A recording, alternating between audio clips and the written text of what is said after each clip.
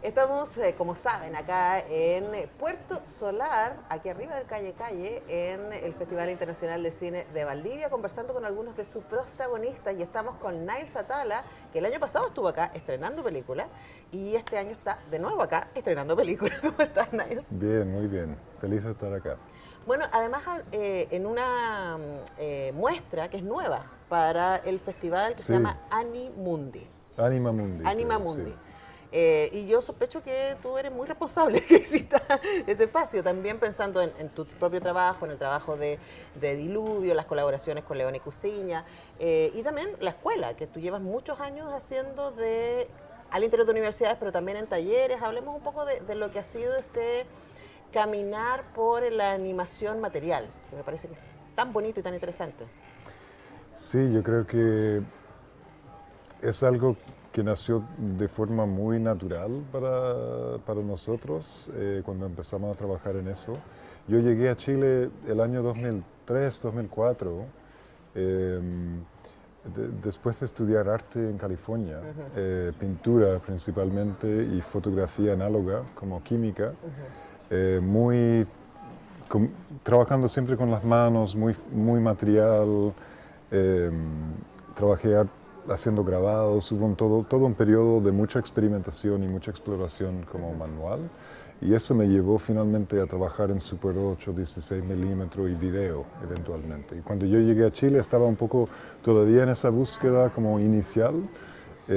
Cuando empecé a filmar películas acá, también formando Diluvio con Joaquín Cosíño y Cristóbal León. Y eso fue algo que creo que nos unió harto, es ese trabajo material. Ninguno de nosotros trabajábamos como muy profesionalmente en cine, entonces era como algo como medio salvaje y como bastante primitivo nuestra forma de acercarnos a hacer películas, yo creo. Con lo que había a mano y trabajando desde una forma como muy trash Sí, y como de un poco como do it yourself, como banda punky. punk, así como de garage. Sí. Eso era la onda. Entonces no sintonizamos, yo no sintonicé mucho con la producción cinematográfica que había en ese momento en Chile. Sentí que era muy alejada de la realidad de producción chilena, de la cantidad de recursos que había y lo que, desde mi punto de vista, y creo que la- los años que han pasado también ha demostrado que hay mucho interés y hay mucho como, yo creo que hay una resonancia aquí con el trabajo material y con esta manera de trabajar, porque de hacer clases en universidades, hacer hartos talleres donde he puesto mucho énfasis en lo material Sí. y lo artesanal.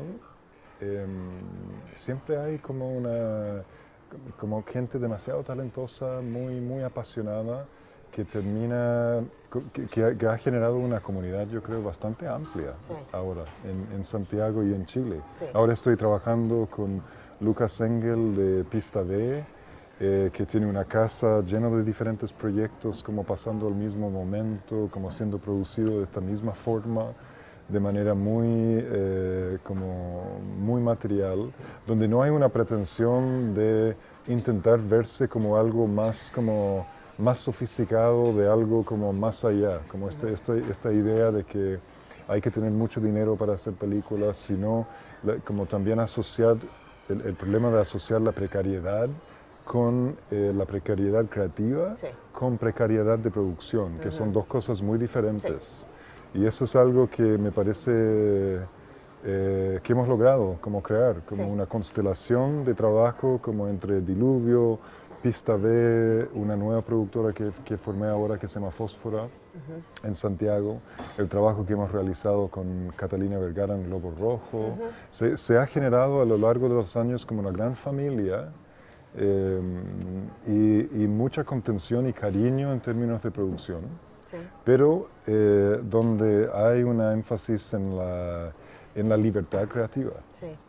Ahora, tu respuesta me lanza para varios lugares. Voy a partir con uno, ¿no? Que tiene que ver con cuando la precariedad se abraza entre la precariedad material, ¿no? Y se transforma en un detonante para la creatividad artística. Sí. Y termina siendo un estilo, porque uno ve los primeros cortos de Diluvio, que están en YouTube, se los recomiendo mucho que los vean, y ahí empieza a aparecer un estilo que se ha ido desarrollando, pero que uno ve las películas más recientes y sigue estando ahí, ¿no? Entonces, también hablemos de esa autoría que ustedes han ido desarrollando al mismo tiempo que esta mirada se expande.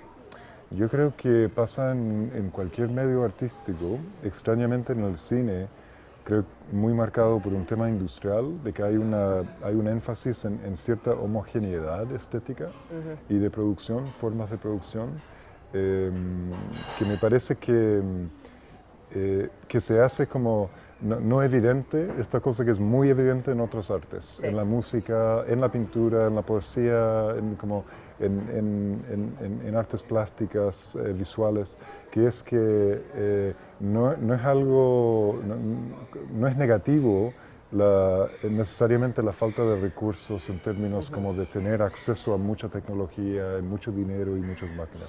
Artistas, gente creativa siempre ha creado con lo que tiene a mano, como sin estar como en un limbo, como congelado, esperando tener acceso a más cosas. Sí. Como que no pueden trabajar, un músico no puede trabajar porque no tiene mucho dinero para hacer un álbum, ¿no? Como una persona que hace música está en su habitación tocando música, practicando una banda con sus amigos, creando y eventualmente desde un proceso orgánico de práctica diaria, emergen álbumes, Sí. de repente, emerge un sonido de una banda Sí. que termina marcando y creando una especie de escena a veces, ¿no? Sí. Pero eso no Lo hemos visto muchas veces. Claro, y no pasa porque están escribiendo sinopsis y creando postulando PDFs fondos todo y el tiempo. postulando a fondos de cómo quieren que sea su música. Es porque están creando. Y el tema en el cine es que el cine clásicamente, por el tema del costo que implicaba antes, por la cantidad de tecnología, las cámaras que antes en los años 40 eran un tamaño de un tractor, Sí. la cantidad de luces que se necesitaba, lo complejo de hacer sync sonido y todos estos temas, hacía que el cine era bastante más elitista en términos de quién podía hacer películas. Hoy en día, con los teléfonos que tenemos y la tecnología que hay, y la cantidad de cámaras y la cantidad de formas de trabajar con imágenes y sonidos, no es el caso. Sí. Y seguimos arrastrando métodos de producción como de dinosaurios, Sí. que es como bastante...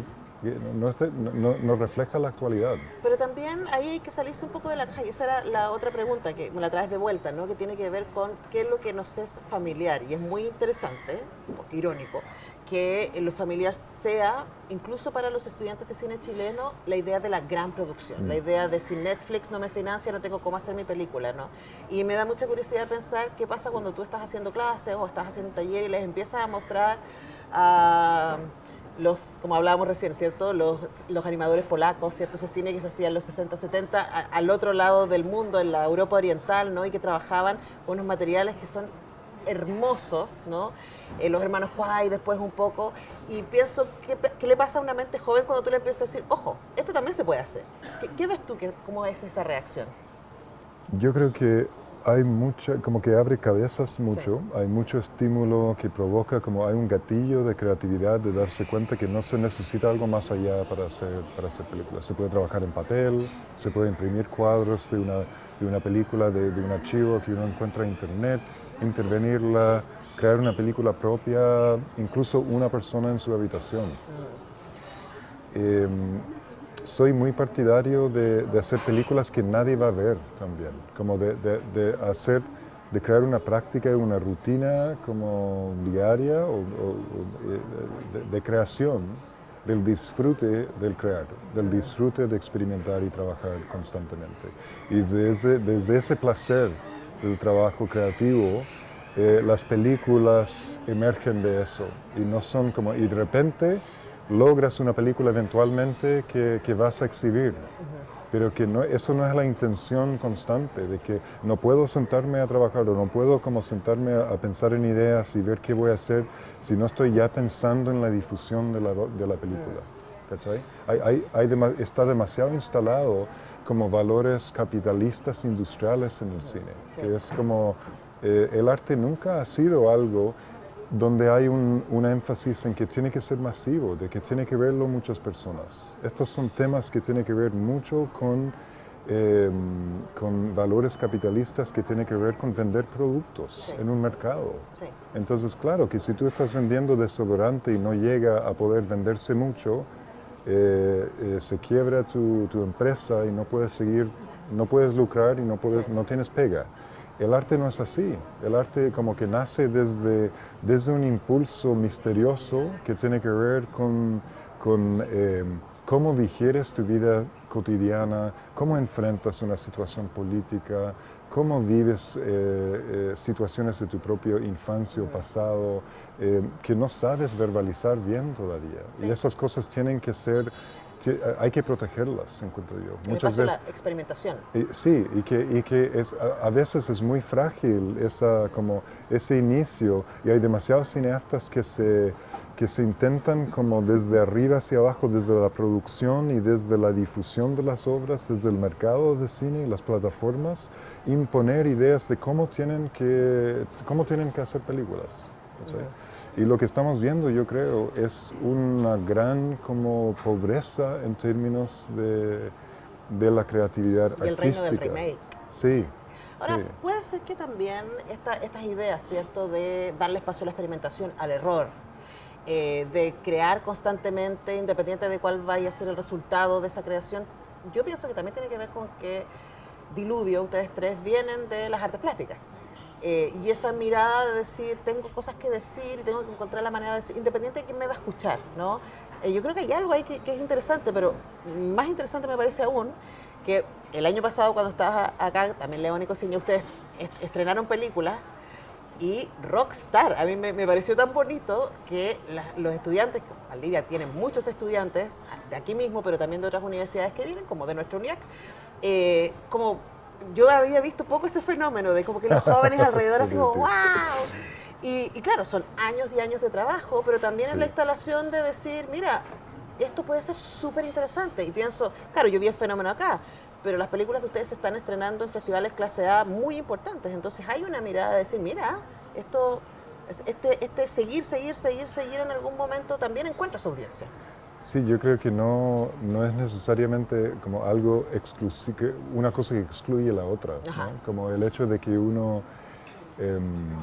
no sé, creo que yo lo he visto tantas veces desde la pedagogía en cine, de ver como muchas veces los estudiantes vienen como con tanto miedo, con tanta ansiedad, sintiendo que las películas son tan difíciles de hacer, son tan costosas, y es como que se mata toda curiosidad y todo impulso de crear, y no hay ningún placer en filmar, nada. Entonces se llena como un ambiente de exhibición cinematográfica lleno de muchas personas que ni siquiera disfruten el acto de filmar o hacer películas.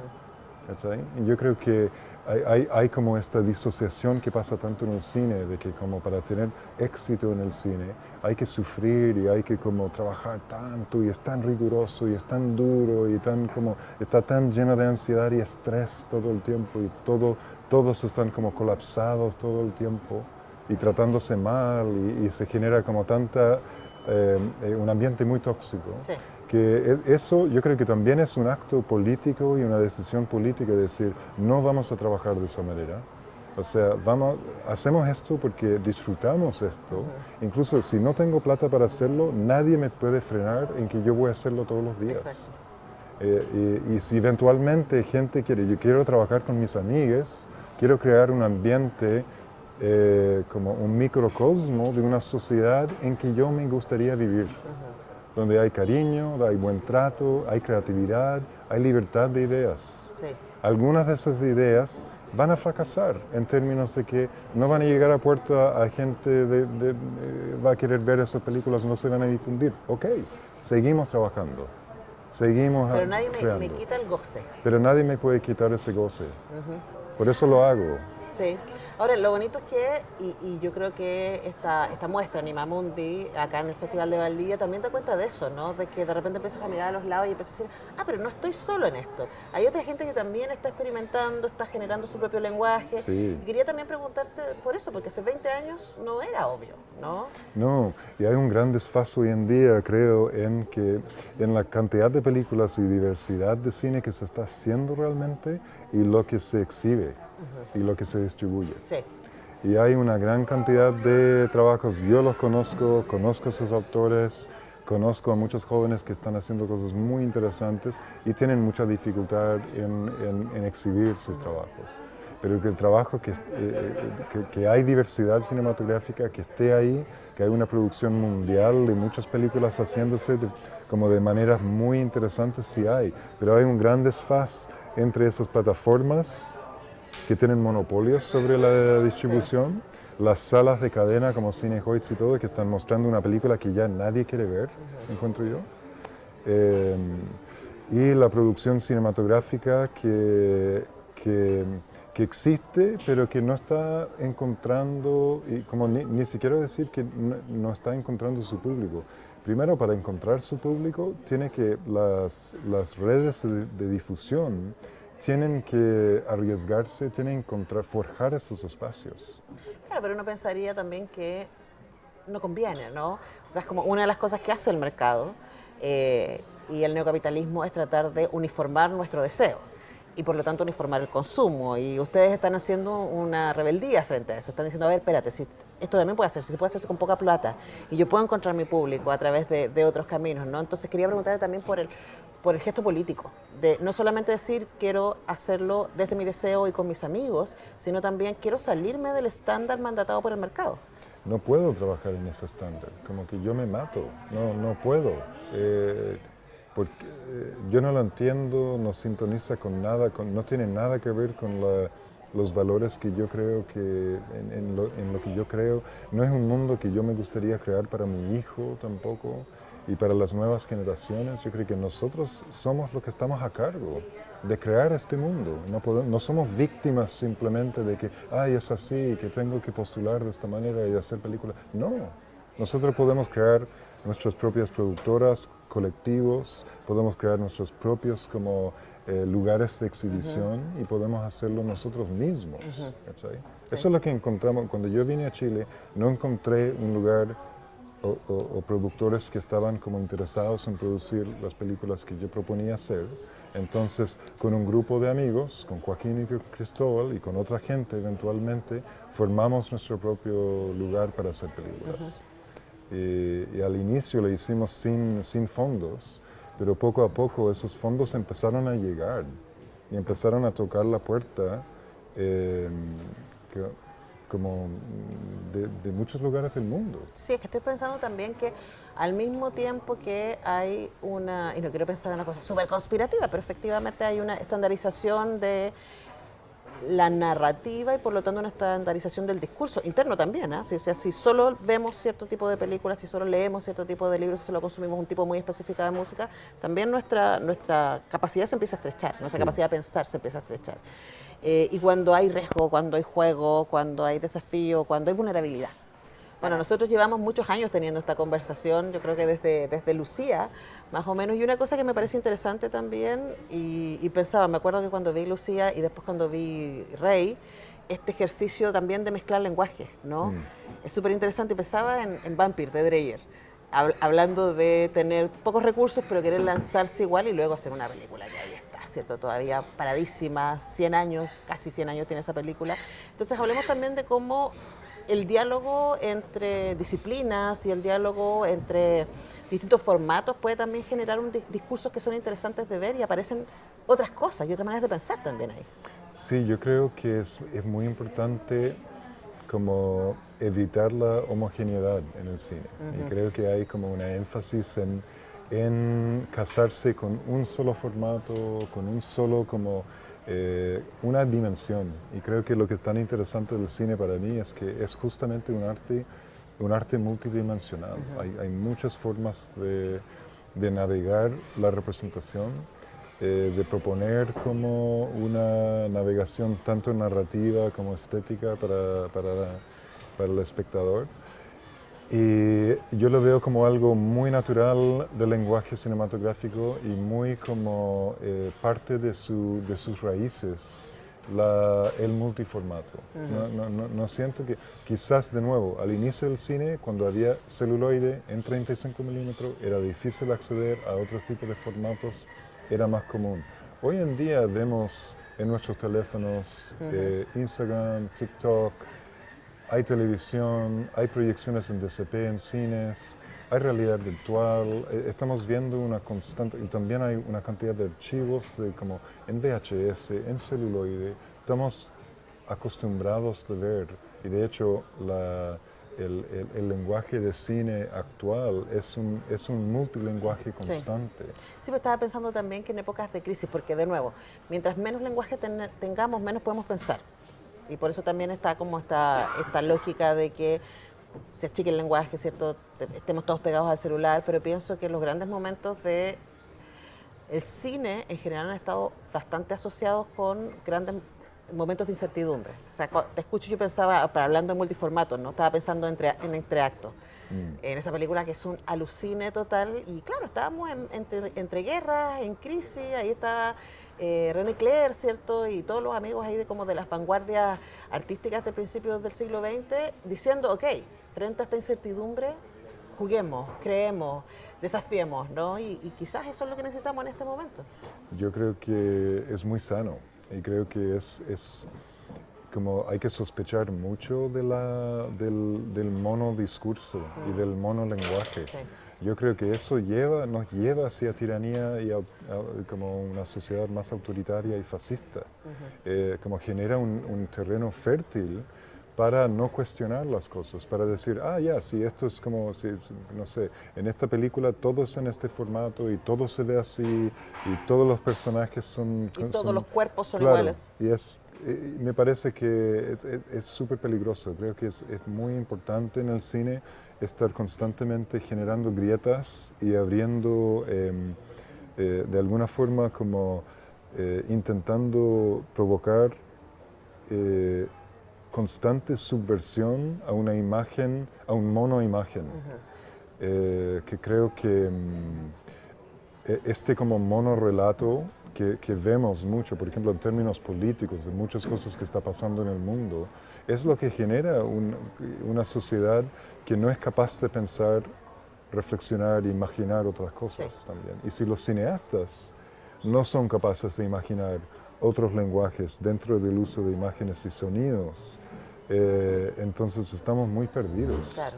Porque nosotros estamos a cargo, somos las personas que estamos a cargo de imaginar otras cosas, configurar nuevas como imaginarios, utilizando la tecnología que podemos acceder. Y si no podemos hacer eso, si estamos constantemente apuntando hacia un monodiscurso en términos estéticos y en términos narrativos, porque eso supuestamente va bien en el mercado y se vende más, eso revela mucho los problemas que tenemos actualmente. Y además hay un entreguismo ahí, ¿no? También. De decir, bueno, es lo que es. Y de hecho quería cerrar preguntándote por tu chapita. Tiene una chapita muy hermosa, Cineastas por Palestina. Y siento que también ahí hay cierto entreguismo, ¿no? Todos quienes estamos muy adoloridos por estar viendo un genocidio en tiempo real que lleva 2 años. Y decir, bueno, ¿y qué puedo hacer yo? ¿No? Entonces quería preguntarte ahí, ¿qué sientes tú también? ¿Cuál es el rol del cine respecto a hacer algo con esa rabia, con esa impotencia, frente a esa impunidad? ¿Por qué es importante que haya cineastas por Palestina? Bueno, de nuevo volvemos a esto del como monodiscurso y como es increíble que podemos estar viendo en nuestros teléfonos un streaming en vivo de un genocidio y al mismo tiempo ver la cantidad de gente que niega que esto está pasando, porque se crea un discurso hegemónico que viene desde estructuras de poder que dice no es, claro. No es.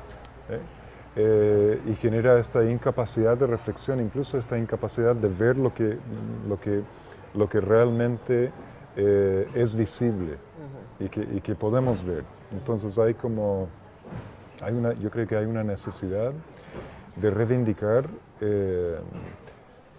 una diversa cantidad de miradas y desde núcleos, aunque sean muy pequeños y agrupaciones muy pequeñas, desde lo que podamos reunir, intentar exhibir otras cosas. Es lo que intentamos hacer en Cineastas por Palestina, sí, que es exhibir películas palestinas o sobre Palestina, que también son películas que salen un poco de como el lenguaje convencional, porque también lo que pasa con la colonización, yo creo, es que se evidencia mucho a través de los tipos de películas, sí, y las estructuras de películas que sí, se hace, incluso desde Palestina, incluso desde cineastas palestinos que intentan hacer una película acerca de lo que están viviendo y que caen en los mismos discursos y estructuras coloniales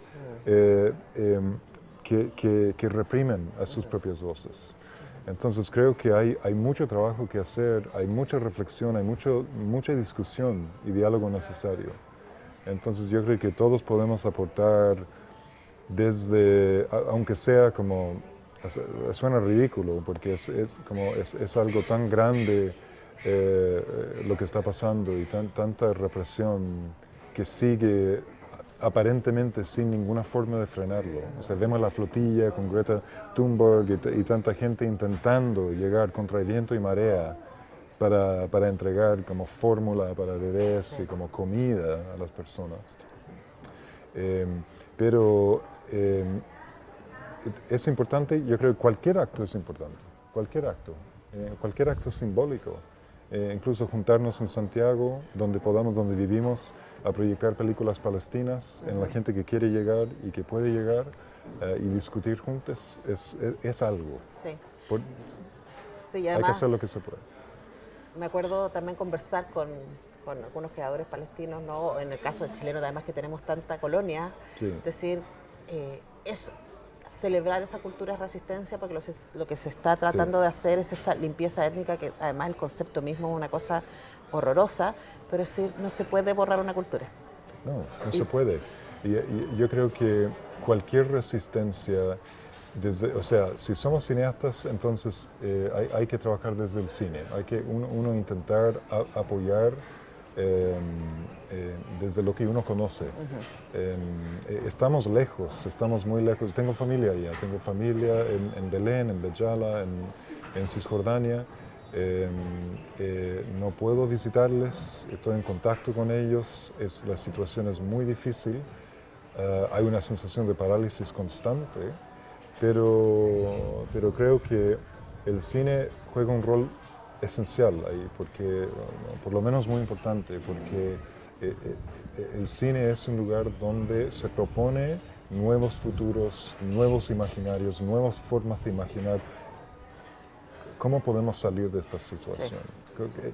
Y mientras no podemos, es una semilla que puede gatillar otra cosa que podría gatillar otra, sí, eventualmente, ¿no? Sí. Entonces hay que no perder la esperanza, no perder o incluso si no hay esperanza, no perder el acto constante de trabajar hacia un futuro mejor. Y de imaginar, ¿no?